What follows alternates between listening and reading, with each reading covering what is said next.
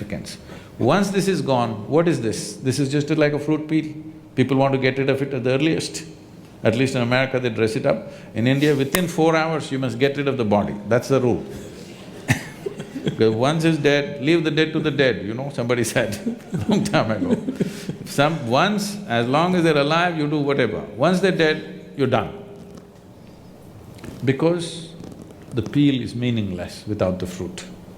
Right now, the fundamental flaw in this approach is, though it's produced phenomenal results in terms of well-being for us, comfort for us, convenience for us, the kind of comfort and convenience we're enjoying, no other generation ever has known on this planet. This is a fruit of science or technology rather. In spite of that, will it lead to human well-being? That's a question mark. Comfort and convenience will come, but will well-being come? That's a question mark, because if you look back on the humanity, let's say 100 years ago or 1,000 years ago, how people were and how people are you today, are you more joyful than them? Are you more blissed out than them? So, are you more blissed out than previous generations? It's not true.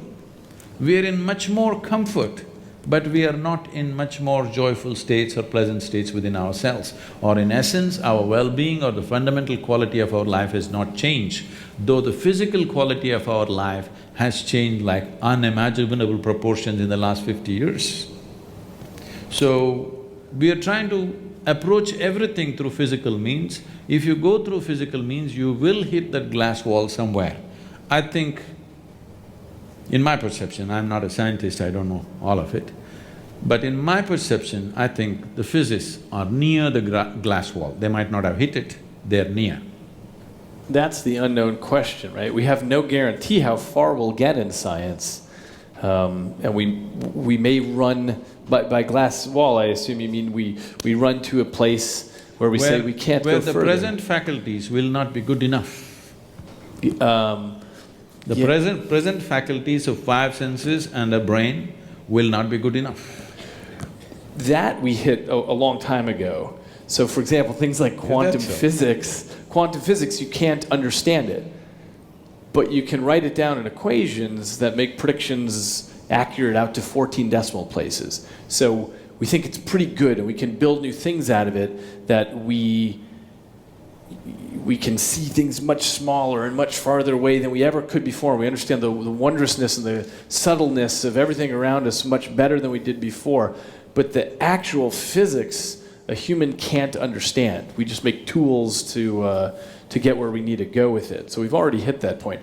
And certainly it's the case with the human brain, which is made up of almost 100 billion specialized cells with thousands of trillions of connections between them, and every second… I like the way you're saying it with the passion. Like some people are talking about food or something else. I'm a brainy instead of a foodie. You feed on the brain. Yeah. But the reason it's easy to be passionate about it is because it's a system of such unimaginable complexity that it bankrupts the language. We have no way that a human could perceive a system of that complexity, and yet each of us has it.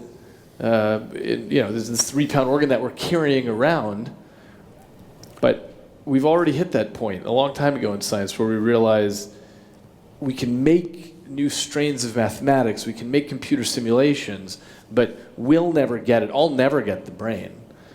All I can do is take the way that you explained the 16 aspects of the mind, you simplified it down to 4.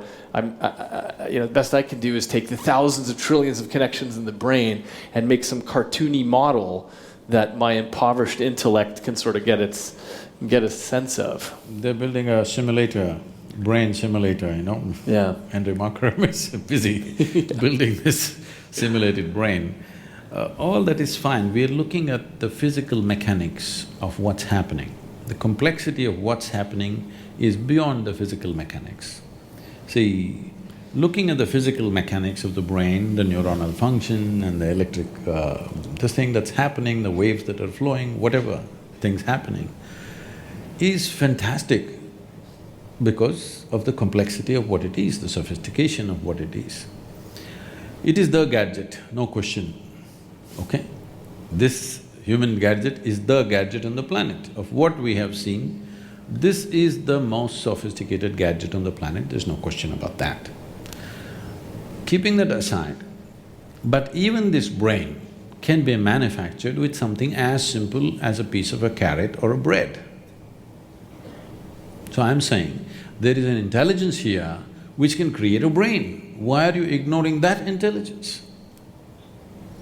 I think that's the heart of science, is to try to understand what that is.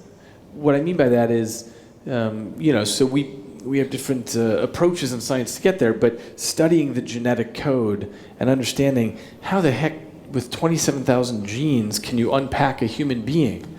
Because whatever the truth is of what's happening spiritually, if there's a separate you or not, what we know for sure is that you can unpack a human being from these 4 letters of amino acids. So basically what he's saying is that, when scientists looks at things, they only look at it in the sense of how they can enhance the survival process, how they can make things be better than what they were yesterday. But they're not focusing on what makes, such as Sadhguru was saying, that it's an intelligence in here. Basically what we're referring to is the Christ consciousness, maybe that energy that has created the brain. And they're not focusing on that. They only focusing on something that already, so to speak, has manifested already, how we can enhance that. But they're not going deeper than that and finding out or trying to discover the intelligence that comes from within. So this is basically what he is saying.